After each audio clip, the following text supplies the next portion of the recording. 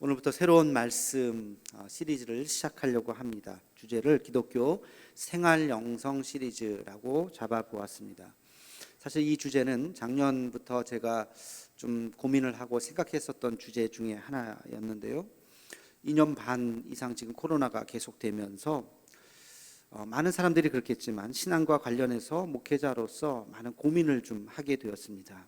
어떤 분들은 이 코로나 상황에서 흔들림 없이 자기의 신앙을 잘 유지하시는 분들이 있는가 하면, 어떤 분들은 코로나를 핑계로 신앙이 게을러지고 열심히 없어지고 교회에 잘 나오지 않게 되고 심지어는 교회를 떠나는 분들도 있죠.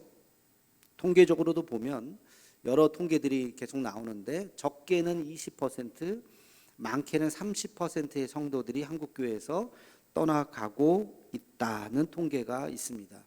이게 그냥 부풀려진 숫자가 아니라 이렇게 보면 지금 그래, 저희도 그래요. 저희도 지금 예전에 코로나 전에 비해서 주일 출석이 지금 사실 뭐 마스크만 쓰면 나오는데 아무런 제약이 없거든요. 그럼에도 불구하고 우리도 한 30%의 성도들이, 물론 뭐 영상으로는 뭐 보실 수는 있겠지만 나와서 예배를 드리지 않는 분들이 우리도 한 30% 되는 것 같아요. 이런 것들을 옆에서 이렇게 쭉 지켜보면서 우리의 신앙에 무엇이 문제인가, 무엇을 보완해야 하는가, 또 우리 신앙이 왜 흔들리는가, 이런 질문을 저 자신에게 또 우리 한국교회에 적용을 하면서 던지게 되었습니다. 여러분, 건물이 있는데 큰 지진이 나면 지진에 무너지는 건물이 있고 지진에 끄떡이 없는 건물이 있죠. 왜 그럴까요? 건물을 잘 지어서, 다시 말해서 내진 설계가 잘 되어 있고 지진에도 흔들리지 않도록 건물을 지으면 어떤 지진에도 잘 버텨나가는 거예요. 그런데 그렇지 않으면 그냥 다 무너지게 되어 있는 것이죠. 제가 이야기를 한번 들어보니까 이 내진 설계라고 하는 것의 핵심은 생각보다 간단하더라고요. 종과 횡을 다 고려를 하는 거예요. 그러니까 위로만 짓는 것이 아니라 옆으로도 흔들렸을 때 무너지지 않도록 잘 잡아주는 거예요. 우리가 겨울이면 연탄 나눔 하죠. 연탄을 쌓을 때 어느 분이 그러더라고요. 그냥 연탄을 우리가 차곡차곡 위로 이렇게 쌓아요. 근데 연탄과 연탄 사이에 신문지를 깔라는 거예요. 신문지를 한 장 깔면 이게 지진이라든지 뭐 건물이 흔들렸을 때 무너지지 않는다는 거예요. 서로 옆으로 횡으로 잘 잡아주기 때문에 위로만 이렇게 쌓는 거하고 신문지 한 장 이렇게 까는 거하고는 큰 차이가 있다. 우리의 신앙도 마찬가지입니다. 우리의 신앙도 종과 횡으로 잘 견고하게 세워지면 어떤 고난과 역경과 코로나가 아니라 나중에 코로나보다 더 심한 어떤 일들이 벌어진다 해도 우리의 신앙이 반듯하게 서 있을 수 있는가 하면, 그렇지 않으면 우리의 신앙이 어느 순간 나도 모르게 무너질 수도 있다는 것입니다. 여러분, 겉은 화려해 보여요, 우리의 믿음이. 그러나 내진 설계가 다 잘 되어 있지 않는다면, 영적으로 내진 설계가 되어 있지 않는다면 그 역경 속에서 우리의 신앙이 어느 순간 와르르 무너질 수도 있다는 것이에요. 여러분 스스로의 신앙을 한번 생각해 보시기 바랍니다. 나는 어느 정도 신앙을 잘 견고하게 세워져 있는가? 근데 여기에 보면 큰 착각이 존재합니다. 남들이 볼 때도 그렇고 자기 자신을 생각할 때도 그렇고, 실제의 내 신앙과 보여지는 신앙 사이의 간극이 크다는 거예요. 착각이 있다는 거예요. 자기도 모르는 사이에. 세 가지의 착각이 있습니다. 첫 번째는 직분이 신앙이라고 착각하는 거예요. 여러분, 직분이 신앙이라고 생각하기에 쉬운데 그렇지 않습니다. 교회에서 목사가 신앙이 제일 좋고, 장로가 평신도 중에 신앙이 제일 좋고, 그 다음 안수집사, 권사, 그 다음 서리집사, 그 다음 성도, 직분은 혹시 그런 순서일지 몰라도 신앙은 그거랑 아무 상관이 없어요. 여러분, 이것은 마치 머리 좋은 학생이 공부를 잘하던가요? 잘할 수도 있고 잘하지 않을 수도 있어요. 물론 머리 좋으면 공부를 잘할 가능성이 좀 더 있겠죠. 그러나 직접적인 관련은 없잖아요. 여러분, 직분도 마찬가지. 직분이 좋으면 그 사람의 신앙이 좋은가? 물론 우리가 믿음이 좋은 사람을 직분자로 세우죠. 선거를 통해서. 그러나 반드시 일치하지는 않다는 거예요. 생각보다 빨리 직분을 받아서 자기의 속사람은 정말 아무것도 아닌데 뭐 여러 가지 후광 뭐 이런 거 있잖아요. 그런 거에서 자기도 모르게 안수입사 권사되고 자기도 모르게 장로가 되어버리면 남들이 볼 때는 와, 저분 직분이 있으니까 신앙이 좋아 보이네. 그러나 그렇지 않을 수 있다는 것, 이 착각에서 벗어나셔야 됩니다. 두 번째 착각은 신앙의 연조와 기독교 가정입니다. 여러분 중에 몇 대가 예수님 믿는 거 훌륭한 거죠. 신앙이 난 모태신앙이라서 30년, 40년, 50년, 70년을 믿었다, 훌륭한 거죠. 그러나 여러분, 그것을 여러분의 신앙이라고 착각하지 마시기 바랍니다. 아무 상관이 없어요. 이것은 마치 공부의 비유를 다시 한번 또 해보자면 책상머리에 오래 앉아 있다고 공부를 잘하는 것이 아니라는 거예요. 물론 책상에 오래 앉아 있으면 공부를 잘하겠죠. 그 시간에 열심히 공부를 했다면. 그러나 책상에 앉아 있어도 공부 안 하고 딴짓하고 음악 듣고 딴 생각하고 그러면 아무리 10시간, 12시간을 앉아 있어도 그 친구는 공부 못하는 친구예요. 신앙생활을 아무리 모태신앙으로 50년, 60년, 70년을 신앙생활을 해도 하나님 앞에 정말 자기가 벌거벗은 모습으로 서지 않았다면 그 신앙은 아무것도 아니에요. 3대 믿고 4대 믿고 무슨 의미가 있습니까? 아무것도 아닙니다. 그 착각에서 벗어나셔야 돼요. 세 번째 착각은 교회 생활 열심히 봉사한다고 신앙이 좋은 것이 아니라는 거예요. 여러분, 순서가 바뀌면 안 돼요. 믿음 안에서 결단해서 우리가 봉사하는 거지. 어떤 분들은 그냥 교회 나오는 것이 좋고 재밌고 일하는 것이 즐겁고 사람 만나는 것이 좋아서 믿음은 그렇게 연그러지지 않았는데 일부터 시작해가지고 뭐 교회 잘못도 있겠죠. 그냥 와서 일해 사람 없으니까 일해. 일부터 해서 처음엔 재밌어요. 막 하다가 근데 문제가 딱 생기면 내가 일하러 교회 왔나? 그냥 던져버리는 거예요. 그렇게 일 열심히 하는 사람이 나중에 교회에 문제를 일으키는 거예요. 왜? 신앙 안에서 연그러지고 나서 봉사를 해야 되는데 그렇지 않고 봉사를 먼저 했기 때문에 그런 문제가 생길 수 있다는 겁니다. 여러분, 봉사하면서 물론 우리의 신앙이 자랍니다. 그러나 여러분, 반드시 일치하지 않을 수도 있어요. 열심히 봉사하시는 분들 잘 생각해 봐야 돼. 내가 믿음 안에서 결단하고 헌신하는 마음으로 하는가? 만약에 그랬다면 하기 싫어도 하겠죠. 사명이니까, 하나님이 나에 대한 부르심이니까. 그러나 그렇지 않으면 재미있는 일은 가서 열심히 하고 재미없는 일은 안 하고 무책임하게 중간에 그냥 사표 던지고 안 하고, 그래서는 안 된다는 거예요. 여러분, 이 세 가지의 착각에서 벗어나셔서 정말 계급장 다 떼고, 우리가 계급장 떼고 그런 표현을 하잖아요. 모든 직분 다 던져버리고 뭐 내가 몇십 년 믿었나 이런 거 다 중요하지 않고 모든 것들 계급장을 다 떼고 하나님 앞에 바로 서서 내 신앙이 지금 바로 서 있는가. 오늘부터 시작되는 이 생활영성 시리즈를 통해서 여러분의 신앙을 다시 한번 점검하는 시간이 되기를 주님의 이름으로 축원합니다.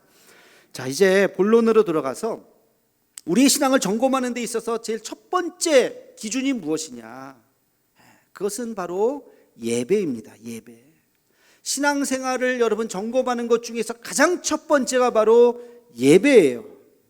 예배에 대한 설교를 많이 들으셨겠지만 오늘 또 들으셔야 됩니다. 이것은 아무리 강조하고 또 강조해도 지나침이 없어요. 그리스도인은 반드시 예배드리는 자이기 때문에 그렇습니다. 예배에 대한 많은 본문이 있지만 제가 오늘 주목한 본문은 바로 이 출애굽기 본문이에요. 하나님께서 드디어 이스라엘 백성들을 애굽에서 출애굽시키셨어요. 근데 하나님도 명분이 있어야 되죠. 뭐라 넣을 때는 언제고 또 빼낼 때는 언제고 자기 마음대로 막 하시는 게 아니잖아요. 하나님께서 이스라엘 백성들을 애굽에서 출애굽시키셨을 때의 명분이 뭐냐? 그게 오늘 본문 말씀에 나와 있습니다. 우리 함께 같이 출애굽기 3장 12절 말씀을 읽겠습니다. 시작. 하나님이 이르시되 내가 반드시 너와 함께 있으리니 내가 그 백성을 애굽에서 인도하여 낸 후에 너희가 이 산에서 하나님을 섬기리니 이것이 내가 너를 보낸 증거니라. 아멘. 내가 그 백성을 애굽에서 인도하여 낸 후에 이 산에서 하나님을 섬기게 할 것이다. 이게 핵심이에요. 애굽에서 불러내어서 이 산에서 하나님께서 택하신 그 장소, 그리고 하나님께서 택하신 그 시간에 하나님께서 택하신 그 방법대로 하나님 앞에 예배드리게 하기 위해서 애굽이라고 하는 그 세속, 애굽이라고 하는 그 어지러운 현실 속에서 우리를 불러내어서 하나님의 뜻 가운데에서 예배드리게 하시기 위해서 출애굽 사건을 일으키신 거예요. 여러분, 여기에는 우리가 하나님 앞에 드리는 예배에 중요한 의미가 담겨져 있습니다. 이 상황을 염두에 보면서 하나님께서 우리를 마찬가지 우리의 삶의 자리, 세속이라고 하는, 세상이라고 하는 이 애굽 속에서 우리를 불러내셔서 우리에게 예배드리게 하셨다는 겁니다. 그 의미가 무엇일까? 첫 번째는요, 이것이 바로 그리스도인의 기본 자세이기 때문에 그래요. 하나님께서 우리를 왜 그리스도인 되게 하셨을까요? 예배드리게 하기 위해서. 하나님께서 왜 이스라엘 백성들을 출애굽시키셨다고요? 예배드리게 하기 위해서. 예배가 목적입니다. 하나님께서 우리를 불러서 거룩한 이곳으로 불러내오신 이유가 바로 하나님을 예배하기 위해서입니다. 예수 믿는 사람은 어떤 사람이냐? 예수 믿는 사람이 어떤 사람이에요? 예배드리는 사람이에요. 하나님을 믿는 사람이란 어떤 사람이냐? 예배드리는 사람이에요. 여러분이 그리스도이심을, 그리스도인이 되었다는 것을 어떻게 아느냐? 어떻게 알아요? 예배드리기 때문에 아는 거예요.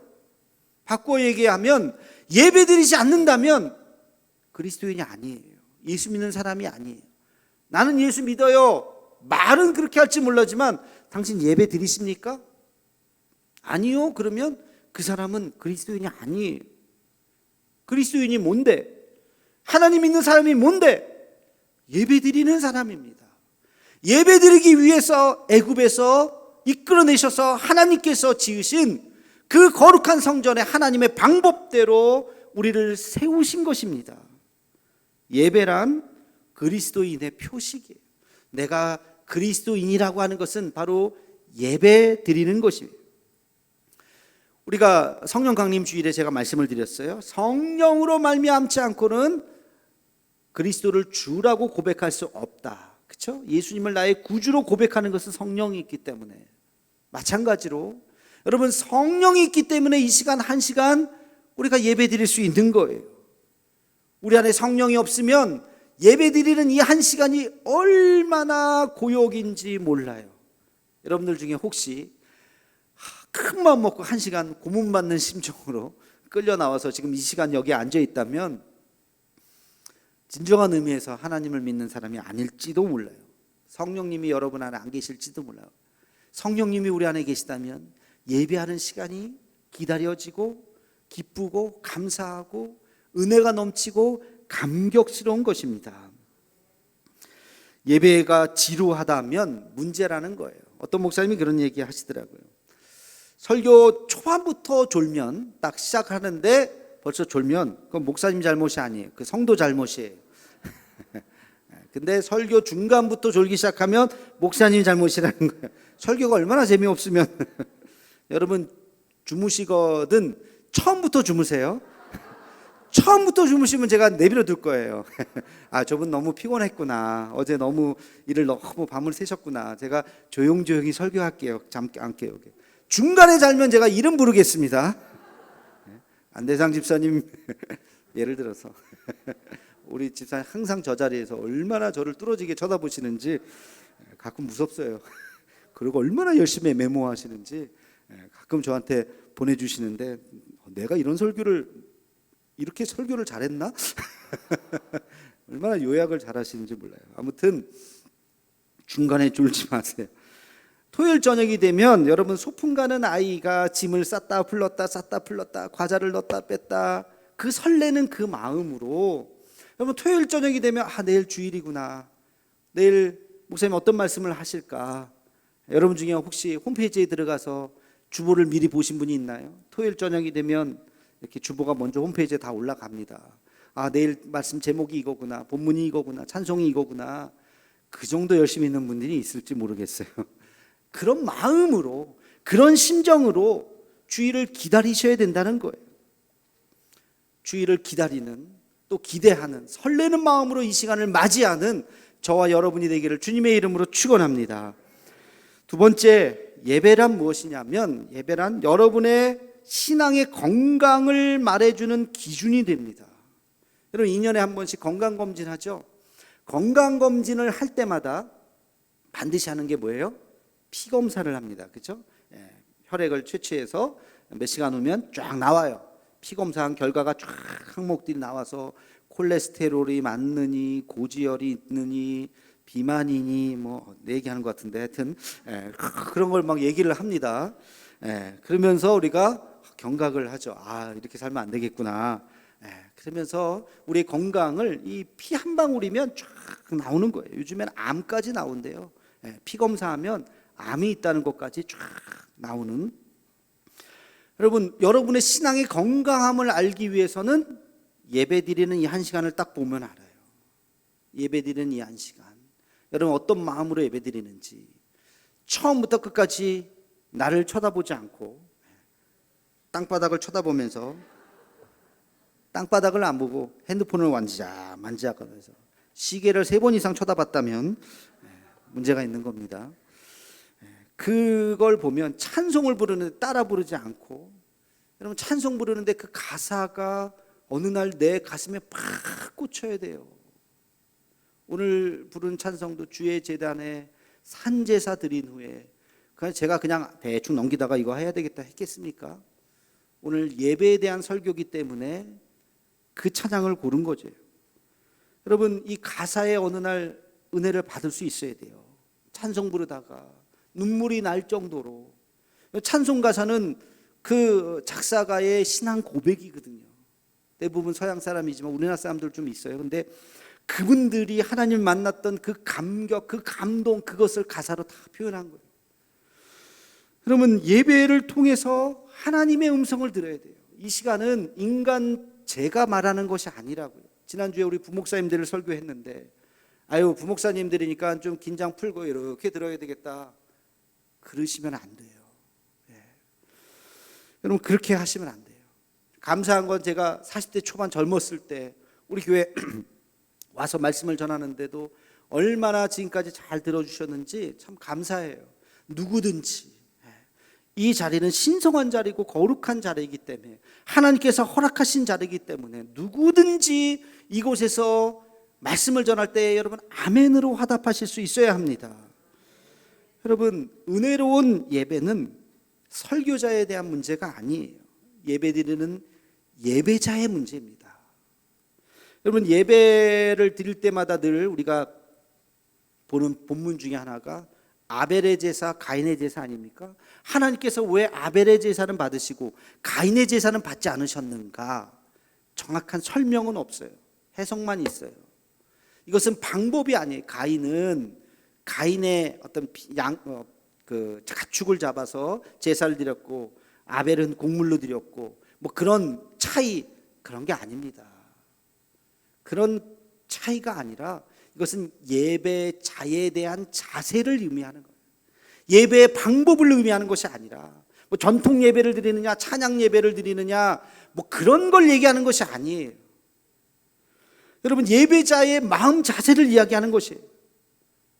가인은 성경에 자세한 내용은 없지만 보면, 여러분 가인이 하나님께서 그 제사를 드리지 않았다고 아벨을 보고 시기하고 질투하고 자기 자신을 되돌아봐야 되잖아요.